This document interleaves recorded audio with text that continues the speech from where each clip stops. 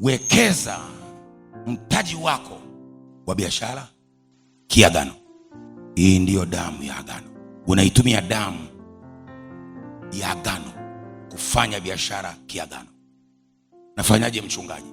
Mambo ya Walawi 27 mstari wa 30. Bwana anasema na zaka.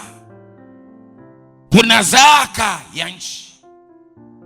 Kabla hujaenda nchi yoyote kufanya chochote, iwe ni kufuga, iwe ni kulima, iwe ni biashara, anza kutoa zaka ya nchi ya eneo.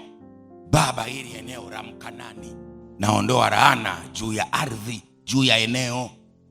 Unatoa sehemu ya 10 ya kile unachotaka kuwekeza pale. Unataka kumiliki ardhi, usimiliki ardhi bila Mungu. Miliki ardhi kwa mkono wa Mungu na ufunguo. Ardhi inaweza kufungwa na ardhi inaweza kufunguliwa. Kama ardhi inaweza ikatetemeka, basi ardhi ina uhai. Yeremia 22 mstari wa 29 hadi 30 anasema, nchi, ardhi, lisikie neno la Mungu. Andika habari za mtu huyu. Kanani alilaaniwa, lakini Shemu alipoingia kwenye ardhi ya Kanani akabarikiwa. Kwa Ibrahim ndiye aliyeweka baraka kwenye ardhi. Kanani alikuwa anakaa Kanani na laana, alipoingia Ibrahim akabariki.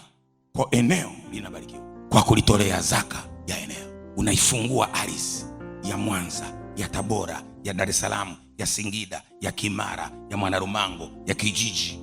Unaitolea sadaka, unaisemea, kwa sababu unayo sadaka inayonena.